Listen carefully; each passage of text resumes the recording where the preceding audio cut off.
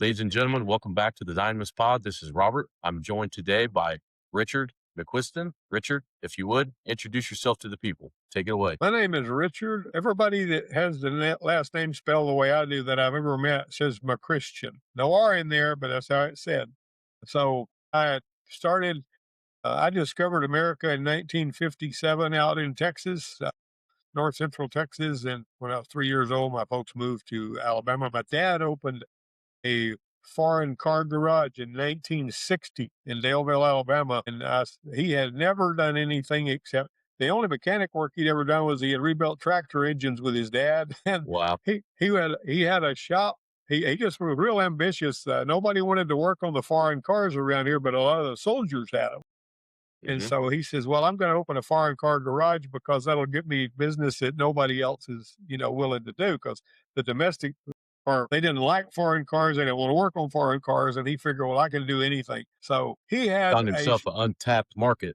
yeah. And so he had there were two shops facing each other. He leased that little piece of land and he basically had a body shop and Hmm. he had a garage and they were, and he had he did it all. He could paint cars and do body work and, build engines and all that. He didn't, as far as I know, hardly have any shop manuals or anything. And he worked on 28 different kinds of foreign cars.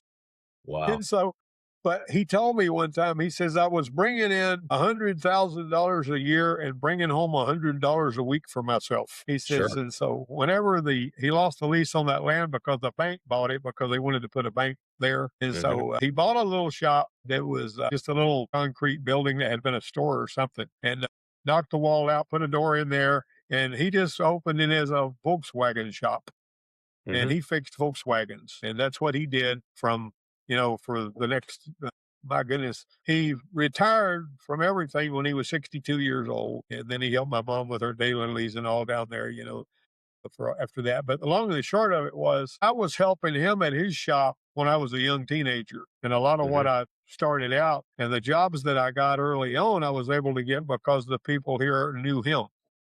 Sure. Moved to Texas in '78. I worked for a guy at a gas station pumping gas and doing engine overhauls and carburetors and everything else there. I learned an awful lot there, about domestic cars that wouldn't have learned working just for dad. And Certainly. the guy went to Texas. I went down there and I did fleet maintenance for 5 years at an offshore services company. And there was 17 forklifts that I was responsible for, three pipe loaders that I helped maintain. There was Hmm. about 10 cranes, but I despised those things and stayed away from them all I could because I hated working on cranes. But I also had about 20 cars and trucks, and that was fleet maintenance. And the cool Sure. thing about fleet maintenance is if you keep the things oiled and the oil changed and greased and all, you don't have a lot of other work to do. Now it's not, Certainly. yeah, you're still going to have work to do. But anyway, I did for 5 years and 3 months. I worked down there. That was from January 1978 till April of '83. I worked there and I came back Hmm. and I went to work at the Volkswagen dealership. First time I'd ever worked in a dealership, worked there about a year. And then I went to work at Lincoln Mercury for about 4 months, but they didn't have any work. And then I Hmm. worked for that truck shop I went to work at, the international place where I worked on Cub Cadet lawnmowers all the way from that to international scouts all the way up to, I could tell a lot of stories about that. I have no Sure. end of stories. My wife tells me I tell too many stories, but with the working on the stuff, the big truck work, it was okay. A lot of people say, oh, I love the big truck work. And that's okay. It pays good and all, but I just really didn't care for big truck work. Sure. I liked electrical, I liked drivability, I liked engine performance, whatever I had to do. And then there's these, all of these mysteries that you have to solve all this time. Like at the Certainly. Lincoln Mercury place, there was a brand spanking new Crown Victoria, Grand Marquis, rather, Okay. that was skipping on cylinder number three. And so they got it over there. It's a brand new car now. And when the guys on the other side of the shop got used to looking at it, the old man that was over there says, the only thing I can think of is wrong with this car. It's got to be a camshaft. And so I Hmm. said, well, whatever. I never heard of that before. But anyway, whatever. They say, give it to me. Say, put a camshaft in this. And so they got a perfect circle camshaft from the parts store. And I pull the top off and, pull the, all that front off the motor and all that garbage. Pretty good working on brand new stuff because nothing's greasy, nothing's stripped out, Sure. All the Uh, bolts should come out of it. Yeah. Absolutely, it's brand new. And so I pulled that camshaft out and laid it next to the other one, and I turned them every way I could possibly think of, and I could not see a difference in those camshafts. No way I looked. I mean, the lift duration, nothing. Indexing of the lobes, put it all Right. back together. ran smooth as silk. Still don't understand all that. I mean, you can't see what's wrong sometimes. You just can't. I'm sorry. But anyway, that they didn't have any. That's like they just didn't have enough work. I mean, a lot of, sitting on your workbench, swinging your legs. Sure. I built some of my first electronic tools there to pull the codes on the E3 Forge. Where you had to pull 10 inches of vacuum on that baro sensor and get it started flashing those codes and all. And they didn't have a tool for that. So I built one with the lights on the box. Yeah. And but anyway, when I went to work at the Ford place, I actually did transmissions there and other stuff for a while. Transmissions are good if you like transmissions. I did transmissions, but didn't like them. Yeah. I mean, you know what I'm saying? I could do them, but I just really transmissions wasn't my That's strong kind of suit. that's a niche thing too for some people. Some people really like those and some don't. Kind of like you were saying about trucks, Yeah, big trucks. Like I never liked that type of work. Diesel oil was always extremely filthy. It wouldn't come off your yeah, hands. yeah. It just never appealed to me. Well, it wasn't just the diesel oil. Of course, I worked on a lot of diesels and worked on those forklifts and all. I didn't have really a problem with that. But Right. the problem I had was the parts were so big and heavy. You know what I'm Yes. saying? And I didn't like You that have to have a either. crane to work on it. Yeah. Yeah, exactly. And even the water pump. I mean, you got to stick it up in there like that. But anyway, but I went ahead and enjoyed my time at the Ford place. The shop foreman was a guy named Philip Johnson. He looked and talked like Slim Pickens, the old Okay. actor. Yep. And he was funny as all get out. I mean, I have a lot of funny memories about him, but he made me so mad a few times I almost quit the Ford place, but I kept staying there because the service manager kept raising my pay. Yes. But anyway, that was what basically launched me into it was while I was there, basically I'd been there quite a few years and I started writing in the late '90s for Motor Age because I had Hmm. sent an email to Mitch Schneider about something he had written in Motor Age magazine. I wrote him an email. He answered me, which he really treated pretty good to do that. He's a good guy. And he Sure. lives in Simi Valley, California. And so I started sending him pictures of stuff I was seeing in the shop that I thought he'd find interesting. And then he asked me if I wanted to write an article for Motor Age. I said, yeah, been doing a lot of power stroke diesel work here because I was one of the only people that had the training on them. But they was, Sure. so I wrote an article on one of those. I put some on Facebook about that you saw. And Hmm. that was what launched my career. That first article I wrote was published in May of 2000, Okay. and for the next 22 years, I basically wrote at least I used sometimes one art when Jock was there, I wrote 12 articles in 1 year for him, which Yeah. are one a month, and Sure. then they would call me like on Tuesday. The lady that was in charge up there, and she'd say the guy that was supposed to write this noise, vibration, and harshness article has bailed on us, and Yeah. it's Friday. Can you put us something together by Monday afternoon? Yeah. And You then know, you're hammering on the keys for, yeah, like a yeah, 2 days yeah, solid. yeah. Well, I work pretty strong. I work pretty fast. I type pretty fast and I work pretty fast, Mhm. and I can put words in a row. I love to write anyway, and I've got 12 novels published on Amazon. That I mean, a lot of times nobody knows you. They're not going to buy those, not going to read them. But the few people that have read my books really like them for what that's worth. Sure. But anyway, uh, Just not to cut you off, what's the genre? What type of which novels have you put out? it's Christian fiction mostly. Okay. But I also did a coffee table book called Memories of South Alabama. Okay. It's all published under my name. I didn't use a pseudonym. Right. So, but basically, but they're all the one that's got the most reviews and the best comments is one I wrote called "Born Out of Time." And Okay. my daughter really liked that one. She's in her late 40s now and all that. I got 9 grandkids, by the way, for what that's worth. Wow.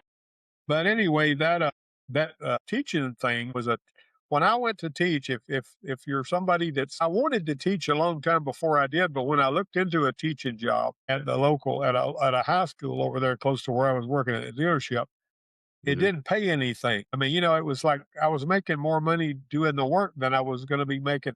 And furthermore, they wanted you to make sure you got a 2-year degree and you had to go to school at night and all that. And I was thinking, well, Exactly. for what they're paying, I don't know what the point is in that. Didn't really seem to Yeah, make it's any. kind of a paradox. Yeah. And so I said, well, I tell you, this job opened up over at the technical college. My wife says, you need to apply for that job. And I said, well, they're not going to hire me because I don't have a college degree. She says, you need to apply for that job. You know how wives could push you into doing something you never would have done on your own. And Sure. so I went ahead and put together, filled out everything they wanted. I included some of the Motor Age magazine articles I had written in there. And Hmm. these academia nuts think you've hung the moon when you're in print, And so Sure. I sent the thing in, and the lady called, and the dean of instruction, and she said, "We're interested in talking to you about this, but we need your proof of employment." I guess, well, so unless you have a job, they don't want to hire you, right? Or what's up with that? So Yeah. I went, I got some of the letterhead, typed up a letter, printed it, and put the service manager's name at the bottom. Went in there and threw it in. Sign that, Roger. What is this? Exactly. Just sign it and shut up. So he signed it. So I went and gave it Hmm. to him. And then so she calls me up, and she says, I just had got a cell phone then, for one of the first ones I ever had. And she says, and I says, before we talk any more about this, I'm going to say that if I'm going to be expected to go and get a college degree, I'm not interested in the job. And I says, I'm just not going to go get a college degree. And we'll tell you that right up front. She said, well, let me call the chancellor of the college system. So she calls the chancellor of the college system, and he says, if he's ASE certified in all 8 categories, if he's an ASE master, he doesn't need a college degree. That's what he told her. And that was basically, they went ahead and hired me. And Yeah. so, and there were several other people that wanted that job that had been teaching, but they told me that the interim president of the college that hired me, he says, we don't want somebody that's been teaching for 20 years. We want somebody that's been fixing cars for 20 years. And Exactly. he says, and you have the experience that we feel like we'll need. And he said, what's your view? What is your vision for the college? I says, I want to give my department such a good name that if a student comes from my department, they'll hire him just because he came from my program, you see. That's a And good. That's yeah, and I had, of course, there's some people that were in there that you really love all the students. Some of them won't come to class. Some of them sure. aren't interested in doing the work. I've had some of them that were really, really, really good in the shop, but couldn't pass a written test to save their life. And Certainly.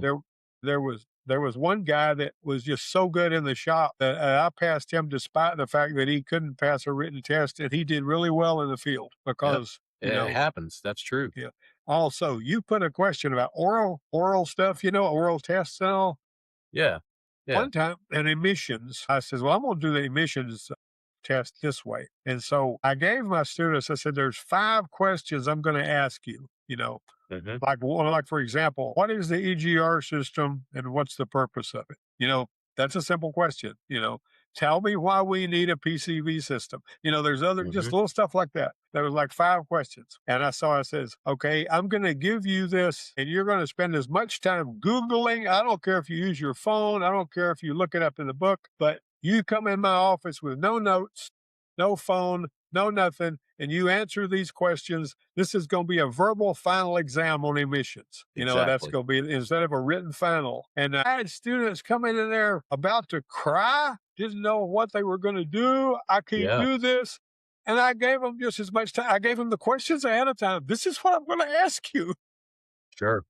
But I mean, a verbal Yeah. exam, yeah, that's not like A, B, C, and D, and maybe you can guess the right answer. If you don't know, a verbal Yeah. exam is the best way to go, I think. I mean, I'm Yeah. not And talking about, a lot of go- people crumble under that weight, like yeah, you're saying. They just don't know what to do, and they can't yeah, articulate what it was that they just learned. yeah. And, but I mean, it's like, I didn't want to, I never, I mean, another thing of something I ran into at the college toward the end of my teaching career that really irritated me was if you didn't have a certain number of students in your program going into the summer, they'd prorate your salary. Hmm. And I told the guy that the president of the college that started that, he wasn't the last Yeah. president I served under, but he was the one that started that. I called him into my office and I says, look, I've got 2 guys that I really like these guys, but they've missed a lot of class. They haven't done hardly any of their work. But if I'm in, it was kind of hard to get fresh students in the summer. You know what I mean? Sure. Fall, like that. I says, here's the deal. I says,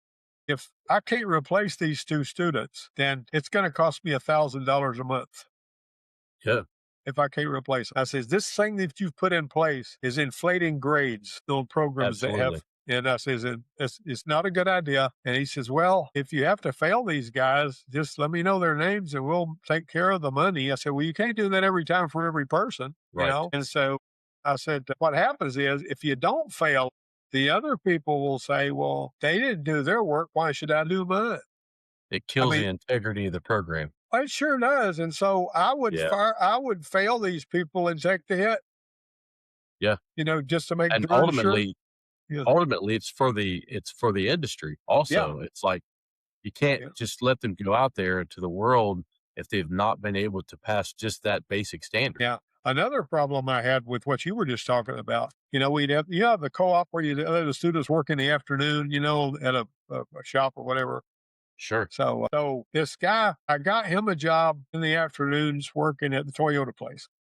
Mhm. So this character was a pretty decent mechanic, although sometimes he'd do stuff that I just didn't understand what he was even thinking, like, Sure. washing some filthy, greasy valve covers in my aqueous parts washer and just destroying it for the next 6 weeks where nobody can wash parts. And I said, why did Exactly. you do this? You know what they always say? Well, I didn't know, this kind of Yep. thing is supposed to make it all right. So I said, all right, you're going to be working over there in the afternoons, but I expect you to come to class in the morning. Well, he kind of quit coming to class in the morning. And I said, what's your problem? He goes, well, I get paid to go over there. You heard that story before. And I said, well, you need to come here too. And then he started missing work too. And I told the service Yeah. manager, I said, you need to fire this guy and I'll just rift him out of the program because he's just worthless. And I'm going to Mhm. send you somebody else. And the other guy that I sent had a good work ethic. He was a hard worker. He was strong. He was sharp. He could fix things, and Sure. I've sent him over there. But the first guy, I don't know how he managed to do it, but he whined and wheedled, and he got the service manager to let him keep his job. Mhm. And so now this guy is working 2 afternoon dudes. Yep. And the one that went over there with a good work ethic saw the other guy sloughing off and not doing his work and not going to work, and it destroyed his work ethic. Absolutely. And I Yeah, it told the never service goes the other direction. Yeah, and I told the service manager, I Yeah. said, "You caused this problem." I said, "You just about to ruin these 2 guys. You should have fired this first guy and not put up with his head in his hand saying, 'Please let me keep my job,' even though he hadn't done anything." And I had another guy that didn't want here's the other thing, and you've run into this, I'm sure. If they're there because they wanna be there, they're gonna do good.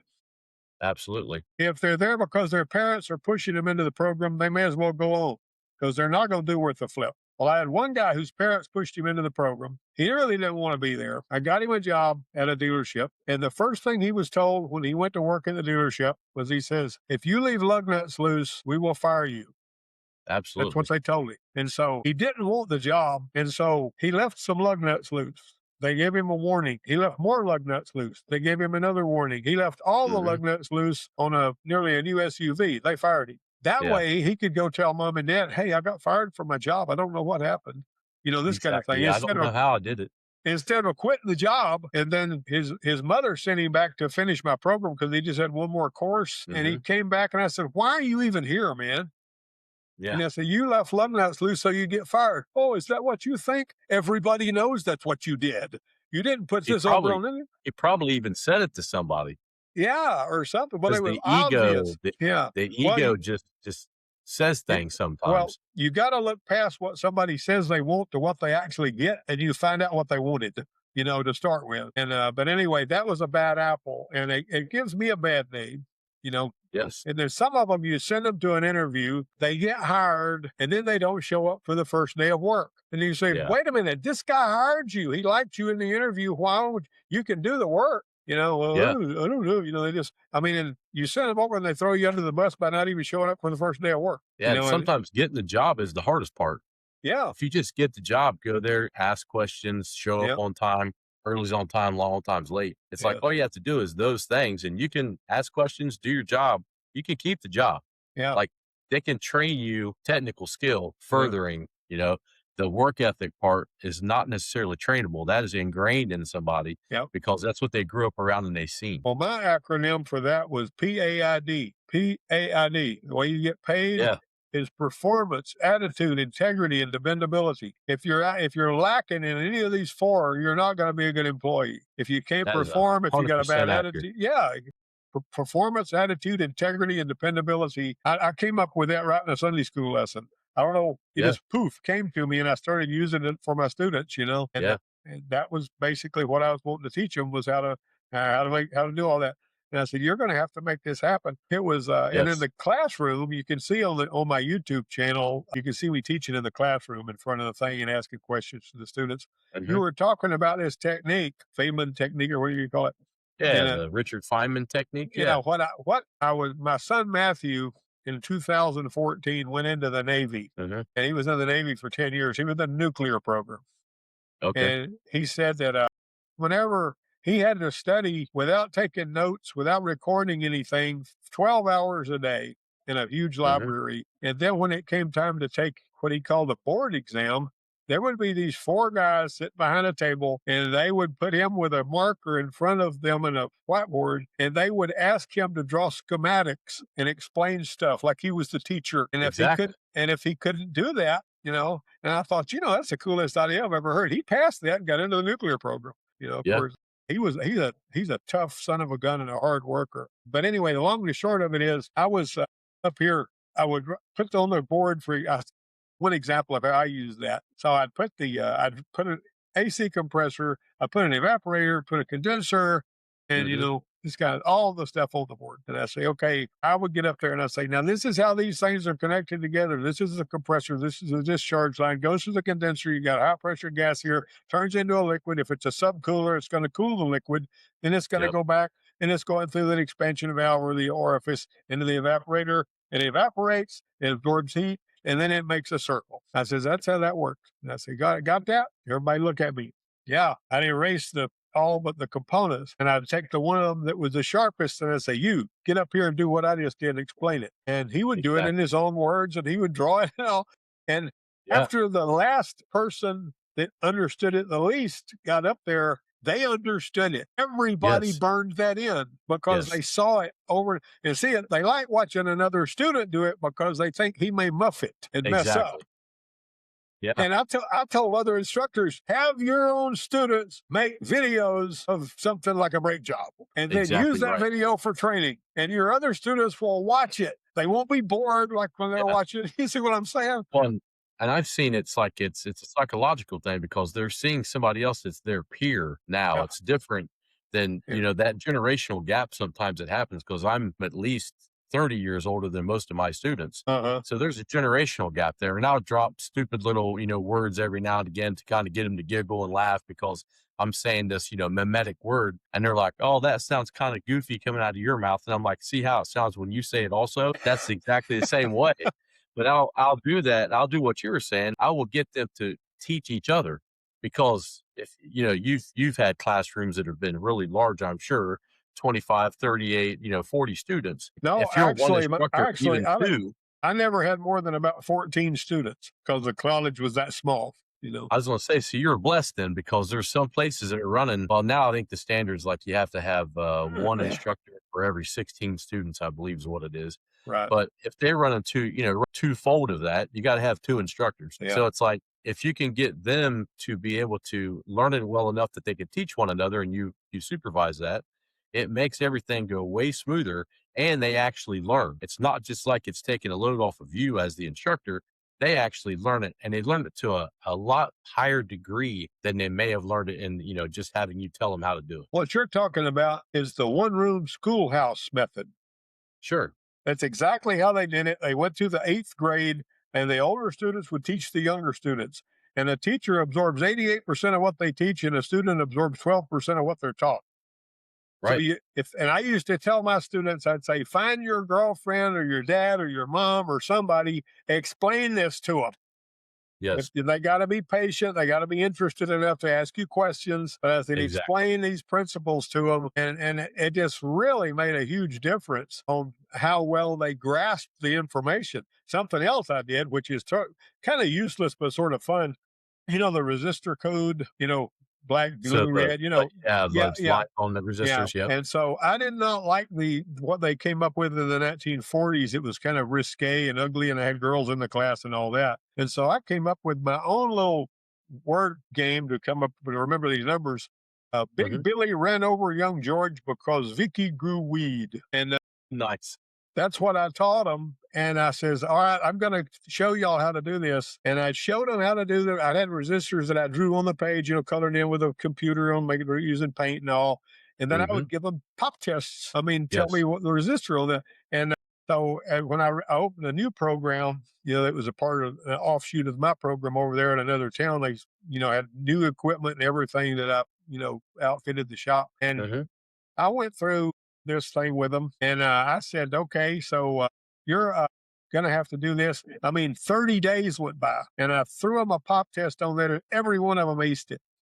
Sure. I mean, because of the fact that I actually wrote the thing on the board, and no numbers. I just wrote "Big Billy ran over young George because Vicky grew weed." That's all they needed, and they Right. aced that test and all. And then I would say on your VIN number, it's got 17 digits. They didn't use I, O, Q, U, or Z. That's Mhm. all you need to remember. You don't need to, and Right. I like to have little memory bugs like P is 93, and S is 95 and V is 97, and I mean, I would count back and forth from there and all that. Exactly. And I used to teach them all that kind of stuff, just stuff that they could remember that would help. Firing orders. I'd get up there and I'd say, "Okay, on your Chevy, it's 184365772. On your older four, it's 154263778. Less it's a 5.8, and it's Right. 137265548." And then I'd say on the a lot of the GM, believe it or not, is 1234556, except on the 4.3, it's 1654332.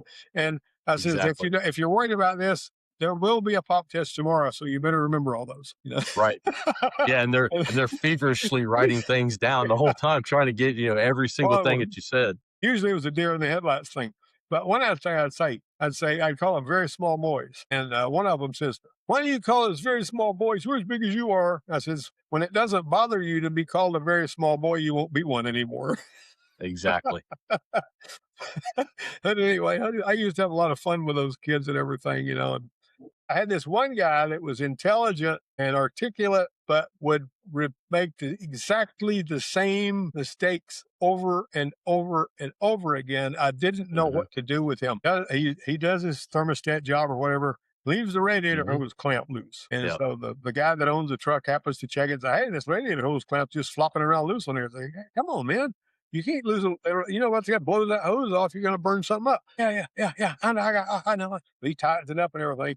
The very next day, he does another job just like it, leaves that one loose too. Yeah. I mean, I don't get the disconnect. I didn't understand. It wasn't because he was dumb, but for some No. reason he couldn't remember. Yes, every day was a brand new day, and it was. I Right. mean, but I like the kid. I mean, Yeah. somebody like that leaves oil drain plugs loose, and this is Yes. bad news, man. That's why Walmart has 4 people that checks every oil drain plug on every oil change they do. Yeah, it's too much money not to, Yeah, because exactly. they know that they're gonna have to buy an engine if they don't. Yeah, that's totally I right. think, I think a lot of that comes back to, like, teaching process. Yeah, Once you've done it for many years, you can kind of build a good process for yourself, and you know what works and you know what don't. And yeah. if you're able to instill that in the younger generation and say, "Hey, here's what you really should be doing," so, just mark it out. Even using paper with, check boxes on it or whatever you have to do to slow their mind down, especially now with the, advent of social media and all this stuff where their phone's going off all day long. Mm, Like, they really have to slow down a lot of times now so that they can do the proper steps to stop them from doing those types of things. mhm. Yeah, that's right. Well, I'll tell you something that's been very interesting to me. Every now and then, there's a Facebook page called Automotive Insight. Mhm. I don't know if you've seen it before, and I'm on that I page. think I'm is that the group? Yeah, it is. Yeah. Yeah, yeah. Well, one of the things that I've been doing just for fun Mhm. is every now and then somebody will post a waveform, and Sure. a lot of these guys are extremely articulate in what they've done, trying to figure this out Yes. and all that. And so they'll post this waveform and all, and I'll just do a screen grab of what they wrote and the waveform and drop it in Gemini. You'd be astonished at what a comprehensive thing Gemini will give you that's good stuff Yeah. Yeah.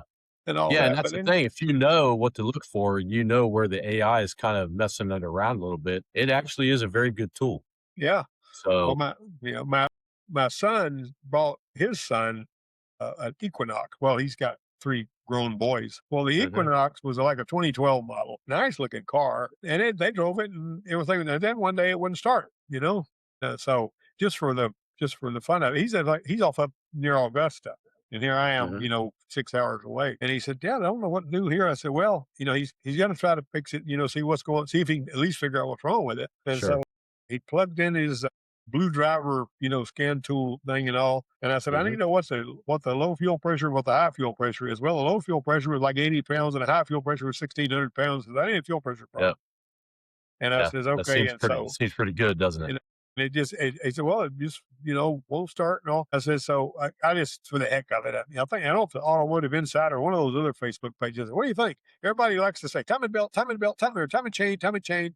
I mean, it's Hmm. the first thing out of their mouth. Let's just think of the worst thing it can possibly be and tell them that's Sure. what it is, because they got no dog in the hunt anyway. And so it turned out that all he needed to do to get that thing started was put a set of plugs in it. And I said, what's all this time and chain business? But this lady one time, and some of the shops though do crazy stuff. This lady one time calls and she says, 2010 Altima, the AC just quit cooling without warning. Mhm. So I stopped at that tire store over there in the town up the road, and they sent a kid out there with a flashlight, and he looked at some fuses and said, "This, I'm not kidding you. This sounds like a comic strip." He said, "We don't know what's wrong, but we think it might be $1,000." What? Nice. Really? And so Pulled she pulled that number right out of the yeah. sky, didn't they? Yeah, it sure did. So she brought it to the college, and I said, "Okay, guys, this is what we're going to do." I said, "Let's get our test light here. We're going to hook it to the hot side of the battery, and see this wire right here. This is the one we looked at. This goes down to the compressor. You see that wire in the harness right there?" And I went into there. Of course, you can go to the relay and do it the same way. So I went in Right. there and went into that wire, and I got no power. I got no light, which I should have coming back through the clutch, Yeah. right? So I got no light. And I says, "This is because the ground is right there and the wires haven't been chewed by a rat. That's going to be a compressor clutch, and the clutch is don't cost as much as a compressor. Let's just throw a compressor at it. Exactly. 350 bucks. We didn't charge labor because we were at the school. 8/10 of an hour is what the book says it takes, and it's easy to do. You pop it on there. Yeah. Evacuate the refrigerant, put it, like you're supposed to, pour into the lawn, pump it Hmm. all back up with juice, and she's cool again. Yay, she's happy. She pays the bill and goes on her way with a big smile on her face. She's out about 350 bucks. All right. So the very same day, I got a call from a lady over in another town Hmm. before this car even left. And she said, my 2010 Altima's air conditioner just suddenly quit without warning. And I went by this tire shop over here and they said, it's going to be $1,000 because you need a compressor. And she thought, my goodness, why is it $1,000? And I said, well, the labor's 8 hours. I said, really? The same car we just put one on, I don't know what this, every time you turn around, $1,000, $1,000. And my aunt took her 92 Crown Victoria to a shop over here, a chain store shop.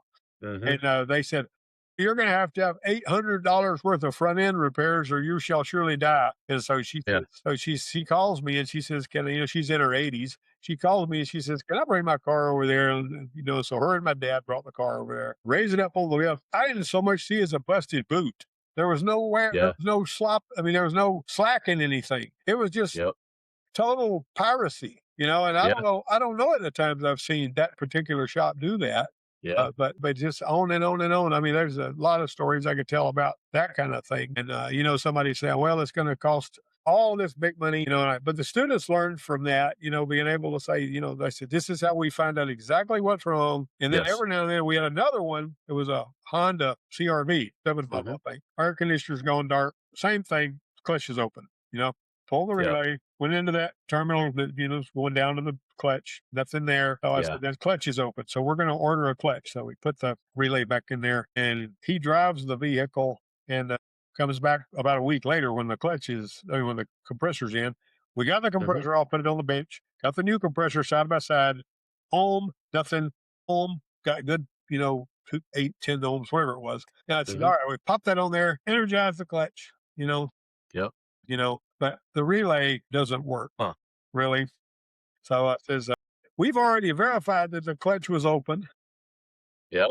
I mean, the students all saw it. I said, the clutch is open, but the relay is also bad. So we've got a stack here. Yeah. I used to plant bugs like that. I would Sure. stack the bugs. So I said, okay, so we got I said, so we replace the relay or something. Somehow or another, he calls and says, my vehicle won't start. And they say that y'all did something to the starter relay. I said, what? So I said, do you not understand that the air conditioner clutch relay is out here under the hood? The starter relay is inside the car where we never did anything.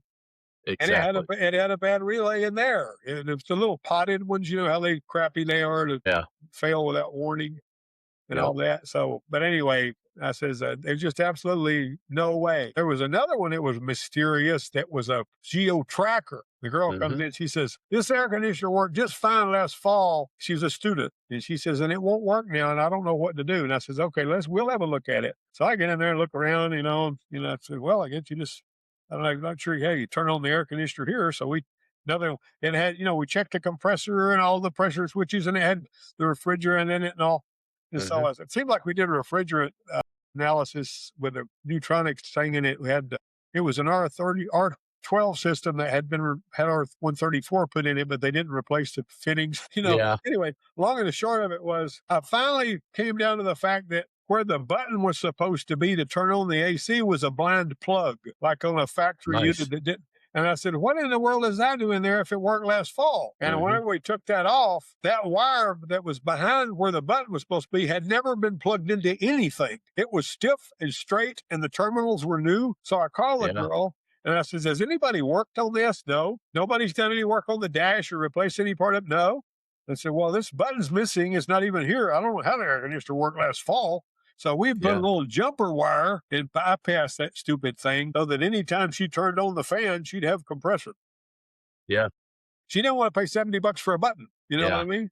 So, I That's mean, this is a mystery to me. How was that even possible that it ever worked? But she yeah. claimed it worked last fall, I don't know. I mean, there's, And that kind of stuff used to happen. We would see vehicles come off the truck, at the dealership, brand new. We had a Jaguar one time that had a four-wheel drive unit was actually bad. We don't know if it was ever programmed. We don't know what exactly happened. We put one in it and then downloaded the coding to it and made it work, and it was fine. It had like 2 miles on it. I don't know what happened to it. yeah. Like we had all kinds of stuff like that. We used to have a saying, like they build them, we finish them, is what we used Yeah. to say all the time at the dealership. There was a guy that had a Dodge pickup, and he came in there and he said, I bought gas. I didn't go 2 blocks and the engine quit. So he had it Sure. towed over there. And so I said, okay, guys, there must be some water in the gas here. So I says, let's see if we can go ahead and disconnect the fuel line from the fuel rail. And then we're going Yep. to run that into these big, beautiful, white, clean buckets that we got. And we're going to energize the Yeah. fuel pump, and we're going to let it pump every darn thing in that gas tank out of there. Just let it pump it all Mhm. out. And if there's water in there, we'll see it, right? Yep. Well, there was only about 7 or 8 gallons of gas in it. He didn't buy very much gas, but so the no water came out of it, and so I'm checking it out. This is gas all the way down the line. Now, if it's got diesel in it, you stick your hand in it, wave it around, then you'll smell diesel. This kind of thing. Yeah. Yep. None of that going on. It felt like gas. It smelled like gas. It looked like gas. It was clean. It was clear. There was no trash in it, and Yeah. there was good fuel pressure and everything. And I said, Cold well, gasoline shocked the pump. I know what happened was it had good everything. I says, let's go Huh. ahead and, of course, down this part of the country, nothing gets cold enough to shock anything. But I I took, see. I took that tanker that we had with our shop, that you turn and we got that from Mhm. the college gas pumps, where the college cars were gassed up. And we Yeah. pumped about 4 or 5 gallons of gas in there, boom, fired right up. And to this day, I have no idea what was wrong with that gas. I mean, Right. I That's even strange. tested it for alcohol and Yeah. everything. I couldn't find anything wrong with that gas, and I was going to keep a sample of it and I send it off and have it analyzed, but I don't know what was going on with that gas. And he puts gas in it, it goes 2 blocks and quits. Yeah. And you assume that it's got to be water. He's got to have water in it, but he didn't. Yeah. That'd be the first thing you would think. Yeah. So anyway, that was just, but those kind of stories. Because of the fact that I ran the college shop like a garage, it gave me Mhm. tons of fodder for motor rage articles. And I would Absolutely. usually have, if you ever read any of the article I've written, I would write about 4 or 5 vehicles or 3 or 4 vehicles all in the same article, all of them Sure. with a strange problem. Some of them knuckle busters. And Yep. one day, this guy, I told something else I was telling my son, Matt, I says, look, I said, what you're going to do is because he's really good with wrenches and tools and all that. He's teaching his son and Mhm. all. He actually does facilities maintenance for an auto assembly plant now, looking after their motors and air conditioners and all that junk. But I says, don't use a 1/2 inch ratchet on a 6 millimeter bolt with a 10 millimeter head, or you will break it off. Right. And I had students that could not grasp that. Yeah. The socket fits. It don't matter. You cannot tell how much torque you're putting on a bolt that small with a ratchet that Exactly. big. And then he breaks something off. Well, this one guy was putting this water pump on a Trailblazer, and he Mhm. managed he's using the air ratchet a little too aggressively. And Some Yeah. students, some of them won't let any students use air tools. Man, I said, use the crap out of the air tools. You got to learn how to use them anyway. That way you break stuff here and you won't break as much stuff out there. Pop. He pops the thing off. I said, okay, you're going to have to pull the grill. You're going to pull the radiator, get this thing where we can look right at it. Okay. That's all we're going to have to do. Okay. So, you're not having to pay any labor. So you just make them work their buns off. So I said, get the thing off. So I said, sit on this stool right here. And I said, here's a brand new drill bit. Here's an electric Makita drill that you plug into the wall. It's not an air drill. Yeah. It's going to spin the bit so fast that it tempers the bolt and takes the temper out of the bit. And then you don't, Yep. I said, spin it really slow and apply pressure. And then you're going to go straight in that bolt and we're going to easy out and out of there. See, because it popped off because they had, not because it bottomed out in the hole. See, so he Right. says, okay. So one of them sat down there and he says, this bit will not cut this bolt. And then another one decided he's going to try it. He goes, this bit won't cut this bolt. You give us a crappy bit. And so they had to both go to their afternoon jobs. So I said, okay, let's see what I can do here. It's the other students over watching it. So I got a Makita drill and I kind of patiently sat down there and I pulled the trigger and let it turn the bit real slow. And I pushed it, and it started curling metal out of there. And then I Mhm. screwed the thing out of there with an easy out. And I took a picture with my phone and I texted it to him. And Yeah. he says, you're cheating. You used a different drill bit. That's no fun. It was funny to me because the second guy was a really good mechanic. I Mhm. mean, this guy could take a hammer and make stuff happen that you would never, you know what I'm saying? Somebody else is going Yeah. to tap, tap, tap. He could give me a hammer. Boom. And he could make it jump. Yep. But he's got his own shop now, and he's super, super, super successful. He's really sharp. But I had this little camera here, this little thing right here, Mhm. that little thing.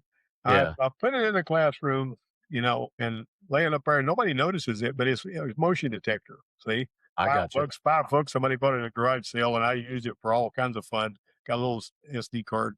Anyway, Mhm. and somebody kept changing the thermostat. Well, Yeah. I says, I put it up in there and the stupid battery on the thing went dead before I found out who was changing the thermostat. So I got it in there and I showed them a couple of seconds of, about 5 or 10 seconds of video of the classroom that was taken with this little camera. And they were all in the office. And I said, okay, the person that's changing the thermostat knows who they are. Right. And Jonathan says, well, I changed it because I was hot and I wanted it to be cooler in there. He told on himself. He thought I knew when I didn't really know. But what Right. that was, some people, if they know you're filming them, will unplug the camera. Right. I mean, I'm talking about even if I says, I'm going to set this little webcam up over here on this computer on the tables. So it's going to take a film of you doing this rear brake job. I mean, for instructional purposes. They didn't plug Yeah. the camera. They didn't want to be watched by a camera while they were doing the work.